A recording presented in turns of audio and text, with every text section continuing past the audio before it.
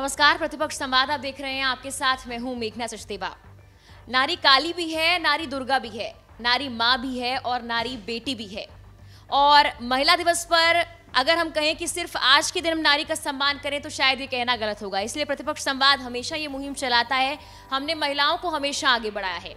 लेकिन कहते हैं ना, जैसे एक बच्चे के जन्मदिन के दिन उसके माता पिता उसे प्रेरित करते हैं, उसके आसपास के लोग उसे विश करते हैं और उसके उस दिन को खास बनाते हैं। ऐसे ही जब बात आती है महिला दिवस की, तो हमने सोचा आपको कुछ ऐसी महिलाओं से मिलवाते हैं जो लगातार हर क्षेत्र में आगे बढ़ रही हैं। चाहे वो हाउसवाइफ हो, चाहे वो किसी और क्षेत्र में काम कर रही हो, चाहे वो सिविल सर्विसेज हो, महिलाएं आज लगातार आगे बढ़ रही हैं और रूढ़िवादी सोच को पीछे छोड़कर अपने कदम आगे बढ़ा रही हैं। आज हमारे साथ तनुजा जोशी मौजूद हैं, जिन्हें गुलमोहर लेडी के नाम से भी लोग जानते हैं। मैम, स्वागत है आपका प्रतिपक्ष संवाद। नमस्कार। आज गुलमोहर लेडी से आपको मिलवाने का मकसद ये है क्योंकि लगातार आपने महिलाओं को देखा है कि वो बहुत सारे सोशल वर्क करती हैं। ऐसे ही जो गुलमोहर लेडी हैं वो पेड़ लगाने का काम करती हैं, लोगों को प्रेरित करने का काम करती हैं, लोगों को ये बताने का काम करती हैं कैसे आपको अपने एनवायरनमेंट को बचाना है। तो पहले चाहूँगी कि गुलमोहर लेडी यानी कि तनुजा जी आपको खुद अपना इंट्रोडक्शन दें। मैम। Thank you. गुलमोहर का पेड़ लगाने का उद्देश्य ये है कि लोगों पे एक जागृति आए कि हमें अपने पर्यावरण के प्रति सचेत रहना चाहिए।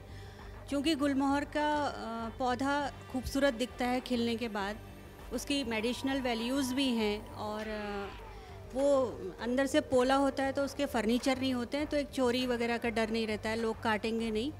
इसके साथ में ये रहता है कि वो सुंदर है, गुलमोहर एक ट्रिगर पॉइंट है। लेकिन बाकी हम लोग नीम, पीपल, फलदार वृक्ष ये सब भी लगाते हैं। फलदार वृक्षों के लिए शहर में थोड़ा बचते हैं ताकि बंदर वगैरह से नुकसान ना हो। और कई तरह के प्लांटेशन ड्राइव करी हैं इंस्टीट्यूशन में, फॉरेस्ट में, सड़कों के किनारे, कॉलोनीज़ में, स्कूल्स में।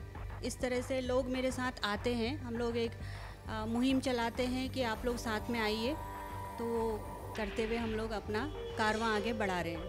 मैम, काफ़ी साल आपको ये करते हुए हो गए हैं, लेकिन इस सोच की शुरुआत कहाँ से हुई? कैसे आपके मन में ये आया कि लोगों को अवेयर करना है, पेड़ लगाने हैं, हल्द्वानी को गुलमोहर सिटी बनाना है? ये ख्याल, ये सोच, इसकी शुरुआत कहाँ से हुई? ये 2013, 14, 15 में मैं दिल्ली रहती थी। तो दिल्ली से जब उस समय हाईवे वगैरह बन रहे थे तो बहुत 3-3, 4-4 लाइन में पेड़ अंदर तक कटे हुए थे जंगल में। आओ तो बड़ा दुख होता था, जा रहे हैं तो हम देख रहे हैं, तो उसी चीज़ में होता था कि चलो उसके बाद अपना ये काम हम लोग सब सेट कर लें, फ्री होते हैं तो प्लांटेशन करेंगे। फिर हल्द्वानी आई तो यहाँ लोगों का साथ मिला, बात हुई। हमारे एक भाई साहब है, उन्होंने भी मुझे बोला, उन्होंने भी प्रेरित करा। तो ये सब होते हवाते आज इतने सालों से हम लोग ये प्लांटेशन कर रहे हैं और लोगों का काफ़ी साथ भी मिलता है, प्यार भी मिलता है, स्नेह मिलता है, बहुत खुशी होती है। मैम, दूर दराज के पहाड़ों में आप जाती हैं और हमने सुना है लोगों से बातचीत करती हैं, लोगों को ये बताती हैं कि आपको पहाड़ छोड़कर आने की ज़रूरत नहीं है, आप वहीं पर रहिए, आप अपने एनवायरनमेंट को देखिए और वहाँ की जो रिसोर्सेज हैं उनका इस्तेमाल कीजिए। तो ये ख्याल आपके मन में कैसे आया? और जब दूर दराज जाती हैं, क्योंकि एक महिला को फैमिली भी देखनी होती है और इस तरह के काम में जब आप लगी हुई हैं, बहुत एफर्ट लगता है लोगों को अवेयर करने में, समझाने में, तो दोनों चीज़ें मैनेज कैसे करती हैं, समझाना भी और घर संभालना? देखिए, हम सब लोग अच्छे से परिचित हैं कि हमारे पहाड़ों में जो अनाज हो रहा है, बाहर के लोग मतलब बाहर विदेशों में जा रहा है, उससे अच्छी खासी इनकम होती है, तो क्यों नहीं उन लोगों को भी उसका फ़ायदा मिलता है। तो वहीं पर बीज करके एक समितियाँ बना के लोगों को गठित करके उस तरह से हम लोग उनको उसका फ़ायदा देते हैं। इवन अभी मेरा एक फूड चैनल हम लोगों का साथ में काम होना है, नरिश्ता करके हम लोग एक फूड प्रोडक्ट भी उसको चला रहे हैं। तो धीरे धीरे इस तरह से कि क्या है, लोकल में जो लोग हैं उनको डायरेक्ट उसका फ़ायदा मिलेगा, ये सब। कोरोना काल के दौरान भी लोगों ने आपको देखा, आप लगातार लोगों के बीच में जा रही थी, जो मरीज़ हैं उनके बीच भी जा रही थी, आप राशन भी बांट रही थी, आप लोगों को जागरूक भी कर रही थी, अवेयर भी कर रही थी। तो पहले प्लांटेशन, उसके बाद एक वॉरियर बनकर आप सामने आई। तो कोरोना के वक्त में क्या डर नहीं लगा? और लगा तो आपने कैसे अपने आप को संभाला या अपने आसपास के लोगों को आपने समझाया कि हमें लोगों की मदद करनी है, हमें मरीज़ को बचाना है, उसे समझाना है, बल्कि डराना नहीं, उससे भागना नहीं? कोरोना में जब हम लोग ने टीवी न्यूज़ चैनल्स में देखा कि लोग बहुत हताहत हैं, भूखे रह रहे हैं, तो एक आइडिया आया कि लोगों से मैं बात करूं। तो क्योंकि बाहर हम जा नहीं सकते थे, मैंने फेसबुक के थ्रू ही लोगों से मदद मांगी। तो उसमें मेरे बहुत जो भी शुभ चिंतक हैं उन लोगों ने हेल्प करी, ऑनलाइन पेमेंट पैसा दिया, एक किट बनाया। किट में दुकानदार से ही बात करी कि ये कितने का बैठेगा, इतना इतना हमें सामान चाहिए, वो स्पेसिफिक अमाउंट उसमें डाला। तो हर घर ने एक एक दो दो जनों के लिए, किसी ने 10 परिवारों के लिए इस तरह से पैसा दिया। तो चूँकि किसी और को ले जा नहीं सकते थे, लेकिन वो वहीं शॉप में बात करके मैंने अपनी गाड़ी में सामान भरती थी, फिर इंडिविजुअली जा के कि वाकई में जो नीडी है उन लोगों को दिया।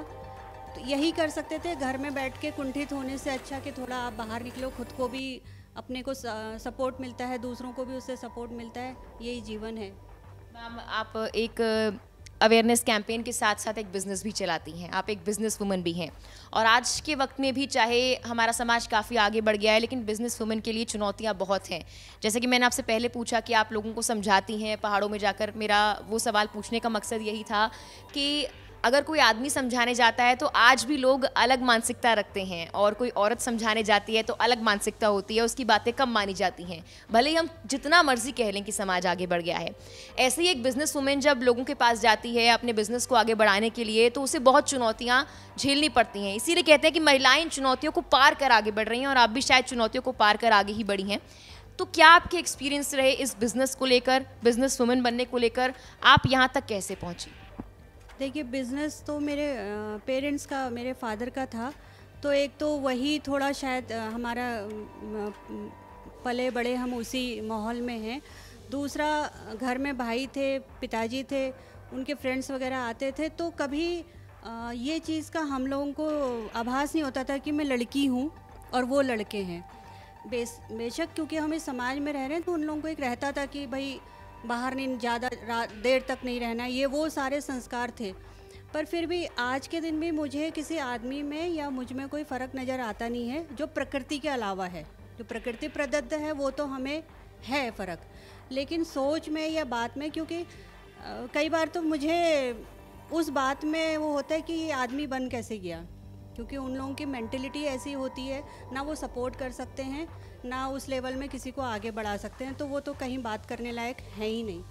और बाकी पारिवारिक जो होता है उसमें, या मेरे जो मित्र भी हैं, तो मुझे उनमें और अपने में फ़र्क नज़र नहीं आता, मुझे वो सेम लगते हैं। हाँ, जब कुछ इस तरह की बात हो तो कुंठा हो जाती है, पर आप किस किस से बहस कर लोगे, किसको समझा लोगे? बेहतर है कि अपना काम करते चलें। हमसे कोई प्रेरित हो जाए, किसी को हमारी मदद चाहिए, तो उसके लिए आगे रहते हैं। बिल्कुल, आप सपोर्ट करना जानती हैं, आर्ग्यू कम करना, बल्कि लोगों को समझाना, और शायद अपनी सोच से ही हम समाज को बदल सकते हैं, और हर महिला को ऐसी सोच रखनी चाहिए।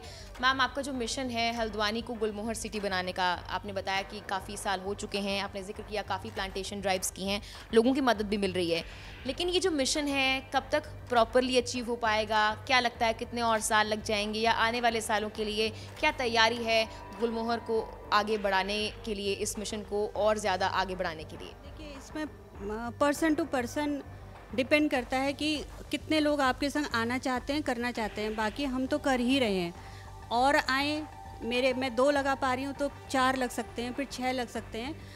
ये ज़रूर है कि हाँ, लोगों के पास समय नहीं होता है, या किसी को उतना जुनून नहीं होता है, तो वो हमारे द्वारा लगवा सकते हैं।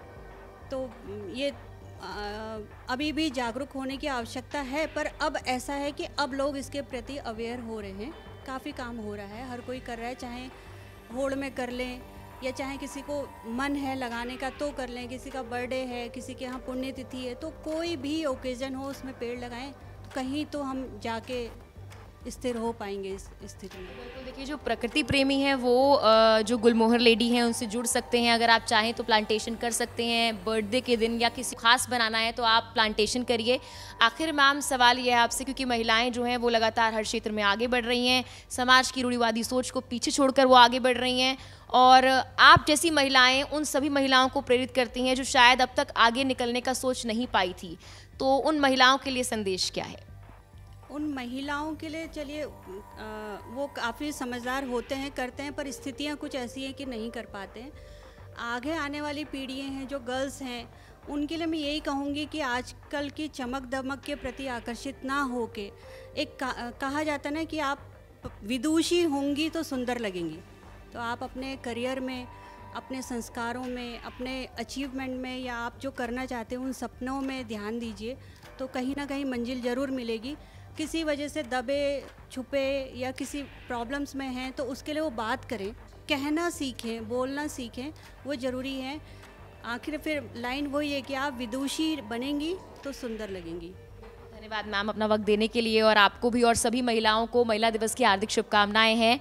और मैम ने जैसे कि कहा है कि अगर आप विदुषी बनेंगी तो आप सुंदर लगेंगी, और जहां चाहा वहां रहा, परिस्थितियां जैसी भी हों, अगर आपकी सोच ऐसी है कि आप बदलाव ला सकती हैं तो वाकई आप बदलाव ला सकती हैं, जैसे कि गुलमोहर लेडी ने लाने की कोशिश की है।